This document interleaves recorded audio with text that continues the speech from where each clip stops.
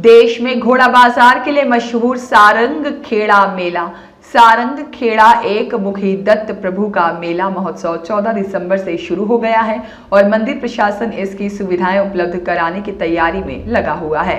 3 राज्यों की सीमा पर स्थित महाराष्ट्र के नंदुरबार जिले के शाहदा तहसील के सारंग खेड़ा जो देश में घोड़ा बाजार के लिए मशहूर है। 375 वर्ष पुराना, इसमें बिक्री के लिए शुद्ध नस्ल और उत्कृष्ट घोड़े उपलब्ध हैं। यहाँ के घोड़ा बाजार में लाखों से लेकर करोड़ों रुपए तक के घोड़े बिकने के लिए आते हैं। एक अस्थायी पशुधन बाजार कृषि उपज बाजार समिति के माध्यम से संचालित किया जाता है।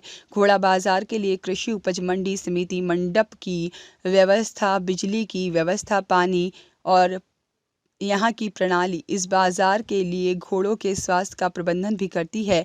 यहाँ पर ऐतिहासिक घोड़ा बाजार में घोड़ों की भारी आमद शुरू हो गई है। अब तक हजारों से ज़्यादा घोड़े आ चुके हैं, कुछ घोड़े बिक भी चुके हैं। इस बीच आइए देखते हैं चेतक महोत्सव के अध्यक्ष जयपाल सिंह रावल ने इस वर्ष यात्रा के स्वरूप के बारे में क्या कहा और कौन कौन से कार्यक्रम होने वाले हैं। नमस्कार, मी जयपाल सिंग रावळ, प्रेसिडेंट चेतक फेस्टिवल बोलतो। खरं म्हणजे आता आमचं 14 डिसेंबर पासून 29 डिसेंबर पर्यंत चेतक महोत्सव इथं सुरू होणार आहे। ह्या देशातला सर्वात मोठा अश्व महोत्सव म्हणून चेतक फेस्टिवलची गणना केली जाते। कारण इथं वैशिष्ट्यपूर्ण असे अश्व इथं जवळपास येत असतात। इथं 2,500 ते 3,000 अश्व घोडे इथं दाखल होतात, वेगवेगळ्या रंगाचे, लहानांपासून तर मोठ्यापर्यंत। 50,000पासून तर 5 करोड पर्यंतचा घोडा इथं आपल्याला बघायला मिळणार आहे। आणि देशामध्ये बऱ्याच ठिकाणी घोड्यांचे बाजार होतात, अश्वमेळे होतात, परंतु सारंगखेडा हा स्पेसिफिक अश्वांसाठी, म्हणजे फक्त अश्व आणि फक्त घोडे याच्यासाठीच गणला जातो। आणि इथं अश्व महोत्सव आपण वेगवेगळ्या घोड्यांच्या, अश्वांच्या स्पर्धा आयोजित करत असतो।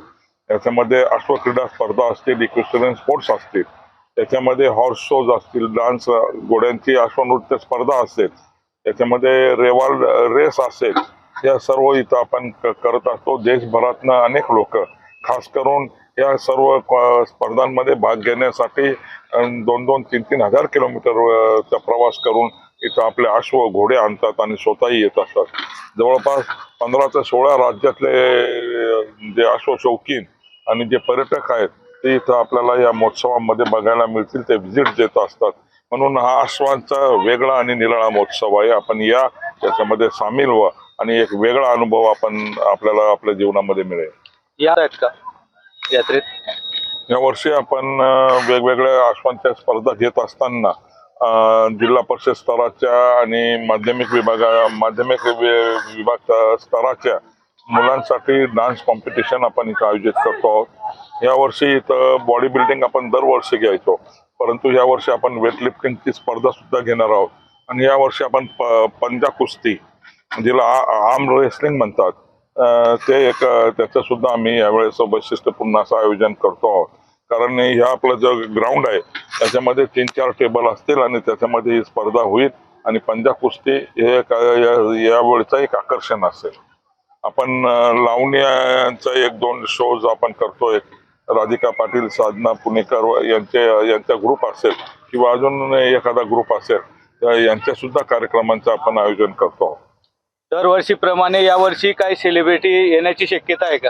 आपण त्याच्याबद्दल जास्त काय म्हणजे अजून सांगू शकत नाही, कारण राजकीय क्षेत्रामधल्या आता कोण मंत्री होतं, कोण शपथ घेतं, त्याच्यावर बरं काही अवलंबून असतं। जितेंद्र जोशी की रिपोर्ट।